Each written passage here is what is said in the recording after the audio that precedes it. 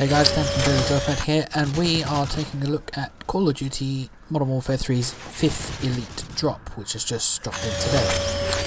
So the first part of the drop is a new multiplayer map, and this is Oasis. Now this is the only map in the pack, and honestly I don't think it's that good of a map. It's very nice looking, there's no denying that, but it's very typical generic, tight corridors, nothing you really haven't seen before. So I didn't do very well on this. If I showed you the uncut video, you'd probably be leaving comments saying, why am I even playing this game? It's just bad. But yeah. So this is set in some sort of Middle Eastern hotel. There are times if you look out across the map it looks like Dubai Towers and stuff like that. Like I said, it's a very aesthetically pleasing map, but the design is just a bit generic and boring. And it's very easy to get crept up on and killed when you're not paying much attention.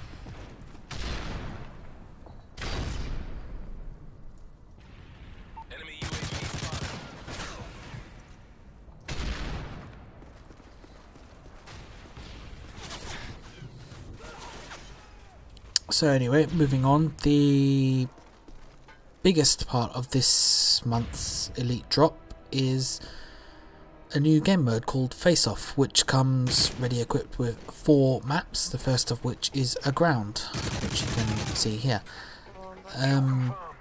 Aground is, they said it was a Scottish cliffside with shipwrecks on it and stuff like that, but according to the description on the menus it's Irish. Well, that particularly makes any difference, but this is I think this is probably my favourite of the face-off maps, because it's quite open, there aren't many places to hide, there's a little bit on each end, but besides that, it's not a camping map really, which is good.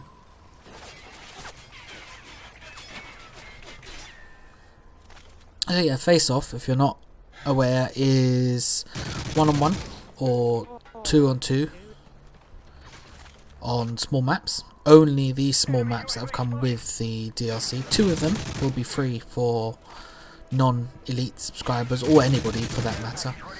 So you'll be able to download them tomorrow, I believe. Well, I say tomorrow, you'll probably be watching this video another time. Today's the 15th, they're coming out on the 16th of May.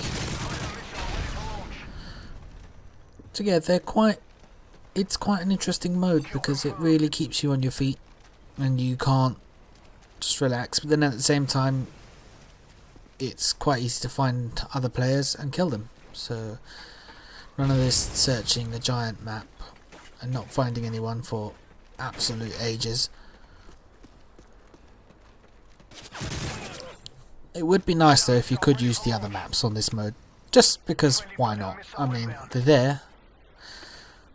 We'll just end this bit with a failed Predator missile.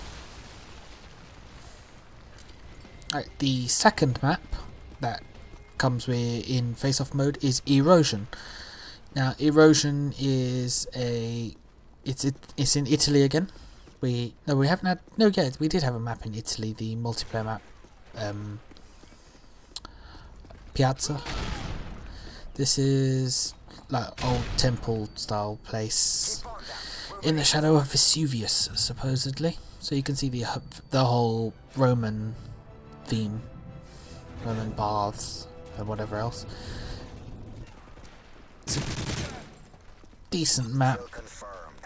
It's effectively, there's a route around the outside of the map all the way around, and then there's a couple of small tunnels in the middle and a few small buildings in each corner. So this is one small bit of gameplay I was actually happy with in the end. I actually joined this match pretty much as soon as this video started, so I was lucky really. I could have been thrown into a game I was losing, but instead I got thrown into this, picked up 5 kill streak pretty much instantly, Predator missile and finish them. So yeah, the third map is Getaway, which is a small holiday home in the middle of a jungle, on a beach, whatever. You can look around, there's like a yacht in the harbour.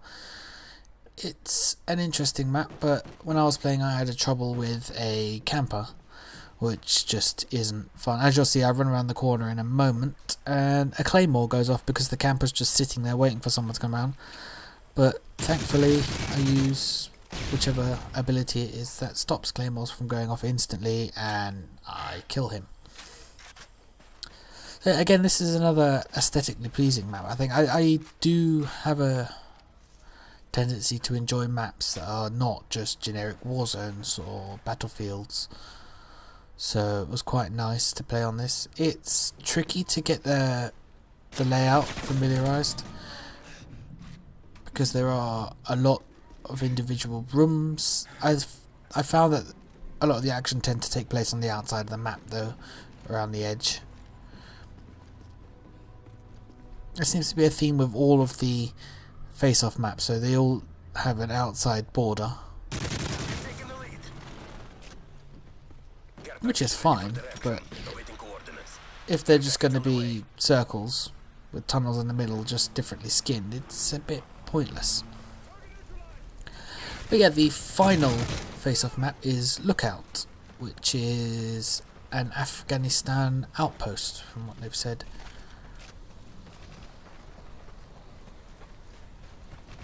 And what's there to say, it reminds me of a map on Medal of Honor's multiplayer. I couldn't tell you what it was called because I haven't played Medal of Honor's multiplayer anywhere near that much. But it was one of the first maps that I played on Medal of Honor, I think, and it just stuck with me. So again, it's a generic sort of circular map paths around the edges. There's quite a few little buildings you can go into on this map though. A few rooftops you can climb up onto, and as you might see, I don't know if I've actually put it into this video or not, but there are a few open spots as well, like small rocky formations that you can sit on top of and wait for enemies to walk past. Yep, oh well, never mind.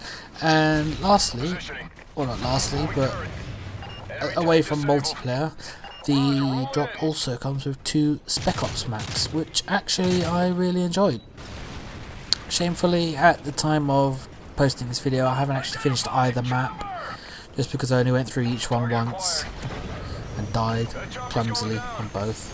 And obviously if you die in Spec Ops you have to start right from the start again. So this one is Ironclad, which you have to escort a tank down, I don't know, I think it's a Russian street, I could be completely wrong, it's probably German or something like that. But yeah, you escort a tank down the road, shoot the enemies. You can use the lays, you can laze targets with the left on the D-pad. You'll see it occasionally bring out a red laser sight, which you can mark targets with, pull the trigger and the tank will blow them away.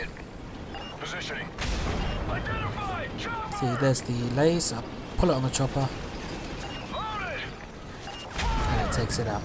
So yeah, it's quite a cool little map. It's quite tough as well because you've got to protect the tank from suicide bombers, rocket launcher users, helicopters, enemy tanks. It's all quite frantic and often you won't spot enemy rocket launcher users until they've hit your tank, which is a bit of a bummer.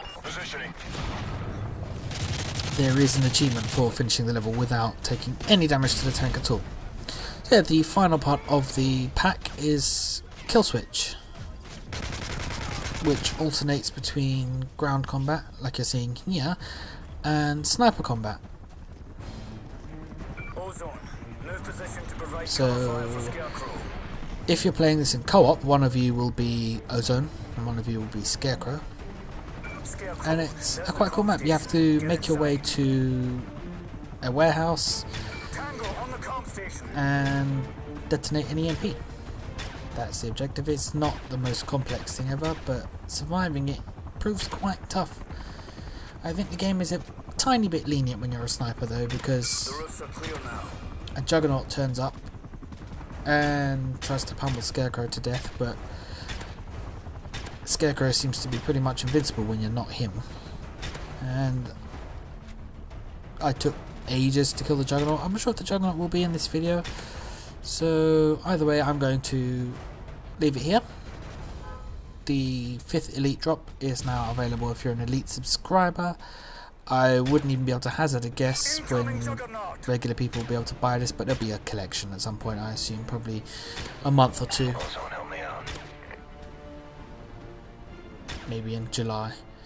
But yeah, that's the 5th elite drop. Thank you for watching.